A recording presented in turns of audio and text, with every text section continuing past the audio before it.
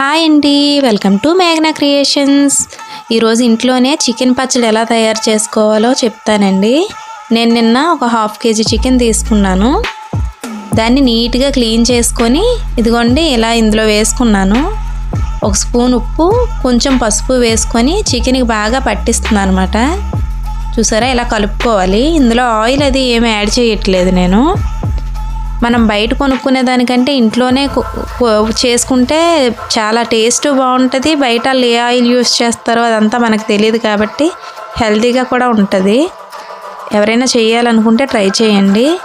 ఇదిగోండి ఉప్పు పసుపు కలిపి స్టవ్ అంటించాను కదా, అందులో ఉన్న వాటర్ అంతా రిలీజ్ అవుతుందన్నమాట. కలుపుకుంటూ ఉండాలి, లేదంటే అడుగంటేస్తాయి ముక్కలన్నీ. అందులో ఉన్న వాటర్ అంతా ఇంకిపోయేంత వరకు పక్కనే ఉండి అలా కలుపుతూ ఉండాలి. మూత అది ఏం పెట్టకుండా అలా వదిలేస్తే చాలు, వాటర్ అంతా అదే రిలీజ్ అయిపోద్ది. మరి ఎక్కువ కలిపేయకండి, ముక్కలన్నీ చిన్న చిన్నగా అయిపోతాయి. కొంచెం చూసుకుంటూ కలుపుకుంటే వాటర్ అంతా రిలీజ్ అయిపోద్ది. అందులో వేయడానికి మసాలా సామాన్లు ఈ పక్కన వేపుతున్నాను అనమాట. అప్పటికప్పుడు ఫ్రెష్గా చేసుకుంటే బాగుంటుంది మసాలా అని. ఇదిగోండి లవంగ మొగ్గలు, ఇవి లవంగ మొగ్గలు, యాలకులు, ధనియాలు, చిన్న దాల్చిన చెక్క ముక్క వేసుకుంటున్నాను. వేసుకొని దోరగా ఫ్రై చేసుకోవాలన్నమాట.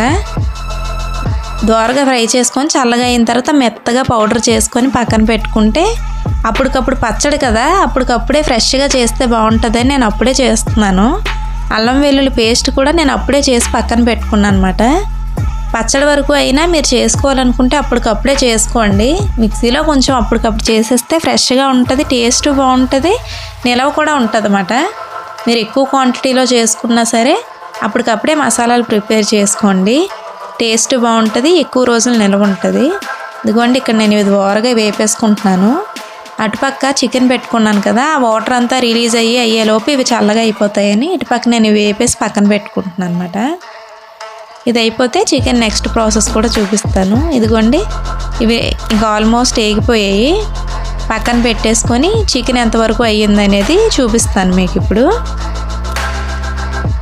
ఇదిగోండి మరీ హై ఫ్లేమ్లో పెట్టుకొని ఫ్రై చేసుకోకూడదు ఇవి. ఇదిగో చికెన్లో వాటర్ అంతా ఇంకిపోయింది, చూసారు కదా. ఇలా అసలు ఒక్క చుక్క కూడా వాటర్ ఉండకూడదు. పూతకాయ పెట్టుకున్నాను నేను. ఇందులో పల్లీల ఆయిల్ యూస్ చేస్తున్నాను నేను. మీ ఇష్టం, మీరు కావాలంటే రిఫైండ్ ఆయిల్ కూడా యూస్ చేయొచ్చు. నేనైతే పల్లీల ఆయిల్ యూస్ చేస్తున్నాను అనమాట. ఇదైతే ఇంకా టేస్ట్ బాగుంటుంది పచ్చళ్ళకి. ఈ ఆయిల్ అయితే బాగుంటుంది. ఆయిల్ హీట్ అయిన తర్వాత ఇందాక వాటర్ అంతా ఇంకిపోయింది కదా, ఆ ముక్కలన్నీ ఇందులో వేసేసుకుంటున్నాను. వేసుకొని ఇవి కూడా అడుగంటకుండా నీట్గా పక్క నుండి కలుపుతూ ఫ్రై చేయాలన్నమాట. అసలు ఎక్కడ ముక్కలో తడి అన్నది ఉండకూడదు. అలా అని డీప్ ఫ్రై చేస్తున్నాం కదా అని మరీ గట్టిగా చేసేస్తే ముక్క అస్సలు తినడానికి బాగోదండి, రబ్బర్లా అయిపోతుంది.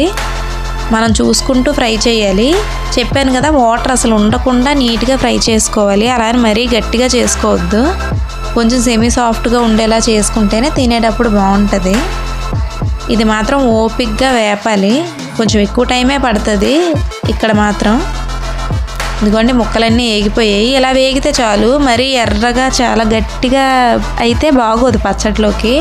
మసాలా కూడా దాన్ని పట్టుకోవాలి కదా, మరీ గట్టిగా అయిపోతే అంత తినేటప్పుడు అసలు బాగోదు. వేగిపోయాయి, ముక్కలన్నీ తీసి పక్కన పెట్టేసుకుంటున్నాను నేను.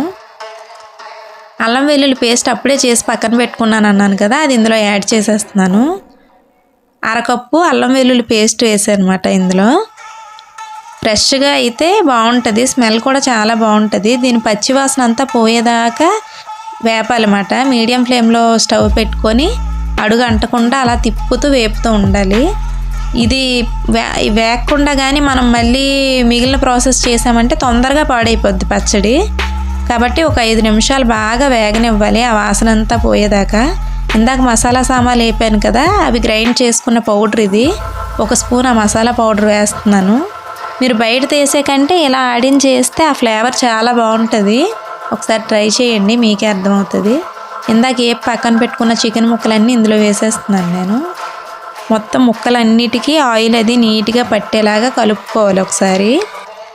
కలుపుకొని ఇందాక ఆల్రెడీ ముక్కల్లో సాల్ట్ వేసాం కదా మనం స్టార్టింగ్, అది చూసుకొని మెజర్ చేసుకొని మిగిలింది సాల్ట్ వేసుకోవాలన్నమాట. నేనైతే 1/2 kg చికెన్కి ఒక 2 స్పూన్స్ సాల్ట్ వాడుతున్నాను. ఎందుకంటే ఇందాక మనం ఫస్ట్ ముక్కల్లో వేసేసాం కదా, అందుకని. మొత్తం అంతా నీట్గా కలుపుకోవాలి ముక్కలన్నిటికీ పట్టేలాగా. కారం 1/2 కప్పు వేసుకున్నాను. నేను 3 మ్యాంగోస్ కారం వాడుతున్నానండి. మీ ఇష్టం, మీ ఇష్టాన్ని బట్టి మీరు ఏదైనా వాడచ్చు. నాకు తెలిసి ఈ కారం అయితే మాత్రం బాగుంది పచ్చళ్ళకి అది, అందుకే నేను ఇదే యూస్ చేస్తున్నాను. కారం ఇలా 1/2 కప్పు వేసుకుంటే సమానంగా ఉంది. మీరు కొంచెం ఎక్కువ కావాలి అనుకుంటే ఎక్కువ కూడా యాడ్ చేయొచ్చు. నేను పిల్లలు కూడా తింటారు కాబట్టి తక్కువే యాడ్ చేశాను. మీ టేస్ట్ని బట్టి మీరు యాడ్ చేసుకోండి. అంతేనండి, అయిపోయింది. చల్లగా అయ్యాక నిమ్మకాయ పిండేస్తే అందులో అయిపోయినట్టే. నెక్స్ట్ డే మార్నింగ్ మా ఆయన గారికి పెట్టాను ఎలా ఉందో టేస్ట్ చేయమని చెప్పి. తిన్నారు, బాగుందనే చెప్పారు. అంతేనండి ఇంక ఈ వీడియో. ఇంతవరకు ఎవరైనా నా వీడియోని ఇదే ఫస్ట్ టైం చూస్తున్నట్టయితే లైక్ చేయండి. ఇంతవరకు ఎవరైనా సబ్స్క్రైబ్ చేసుకోకపోతే సబ్స్క్రైబ్ చేసుకోండి. ఉంటాను, బాయ్.